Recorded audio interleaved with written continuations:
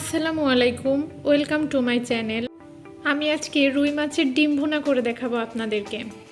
রুই মাছের ডিমটা ভালোভাবে পরিষ্কার করে ধুয়ে নিয়েছি। এখানে একটু রসুন বাটা, পেঁয়াজ বাটা, আদা বাটা নিয়েছি। এখানে আপনাদের ডিমের পরিমাণটা বেশি হলে মশলাটা বাড়িয়ে নেবেন।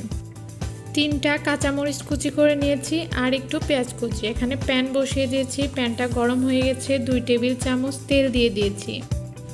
তেলটা গরম হয়ে গেলে এর মধ্যে পেঁয়াজ কুচিগুলো দিয়ে দিব। পেঁয়াজটা নরম হয়ে আসলে এর মধ্যে আমরা বেটে রাখা মশলাগুলো দিয়ে দিব। পেঁয়াজটা নরম হয়ে গেছে, এই পর্যায়ে বাটা মশলাগুলো দিয়ে দিব আর একটু পানি দিয়ে বাটা মশলাটা আগে কষিয়ে নিব। বাটা মশলাটা কষানোর পরে এর মধ্যে স্বাদমতো লবণ, হাফ চামচের একটু বেশি জিরা গুঁড়া, 1.5 চামচ শুকনা মরিচের গুঁড়া, 1 চামচ ধনিয়া গুঁড়া, হাফ চামচ হলুদ গুঁড়া দিয়ে কষাতে হবে ভালোভাবে। মশলা ভালোভাবে কষালে তরকারির স্বাদও ভালো হয়। এই জন্য একটু একটু করে পানি দিব আর মশলাটা ভালোভাবে কষিয়ে নিব। আমরা চ্যানেলটা নতুন খুলেছি, আপনারা সবাই চ্যানেলটাকে সাবস্ক্রাইব করবেন, ভিডিওতে একটা লাইক, কমেন্ট, শেয়ার করে দিবেন আর আমাদের জন্য বেশি বেশি করে দোয়া করবেন। তেলটা উপরে চলে এসেছে, তার মানে মশলা কষানো হয়ে গেছে। এই পর্যায়ে ডিমগুলো দিয়ে দিতে হবে। ডিমটা ভালোভাবে নাড়তে হবে। তারপরে আগে থেকে কেটে রাখা কাঁচামরিচগুলো দিয়ে দিব। 2-3 মিনিট মতো এই তেলে একটু ডিমটা ভেজে নিব। মাছের ডিম ভাজি খেতে তো আমার অনেক ভালো লাগে। আপনাদের কার কার ভালো লাগে মাছের ডিম ভাজি খেতে কমেন্টে বলে যাবেন।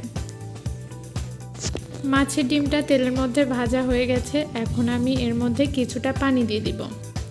অনেকেই আছে মাছের ডিমে ঝোল রাখে, কিন্তু মাছের ডিমের মধ্যে ঝোল রাখলে সেটা খেতে মজা হয় না। মাছের ডিম ভাজিতে ঝোলটা না রাখলেই বেশি মজা লাগে। আমি এখানে অল্প পরিমাণ পানি দিয়ে ঢাকনা দিয়ে ঢেকে দিয়েছি। একটু পর পর ঢাকনাটা উঠিয়ে ভালোভাবে নেড়ে দিতে হবে। এইভাবে 5 থেকে 7 মিনিট রান্না করতে হবে। আমি আবার ঢাকনা দিয়ে ঢেকে দিয়েছি। এতে করে ডিমটা ভালোভাবে সিদ্ধ হয়ে যাবে। আমি 2 মিনিট পরে আবার ঢাকনাটা তুলে ডিমটা ভালোভাবে নেড়ে দিচ্ছি। এখন আর ঢাকনা দিয়ে ঢাকা যাবে না, এখন শুধু নাড়তে হবে। দেখুন আমার ডিমটা ভাজা শেষ হয়ে গেছে। ডিমটা একদম শুকনা শুকনাও হবে না, আবার বেশি রসও থাকবে না। এই পর্যায়ে আমরা ডিমটাকে নামিয়ে নিব। রুই মাছের ডিম রান্না কমপ্লিট। এখন গরম গরম ভাতের সাথে পরিবেশন করুন। ভিডিওটা এখানেই শেষ করছি। আসসালামু আলাইকুম।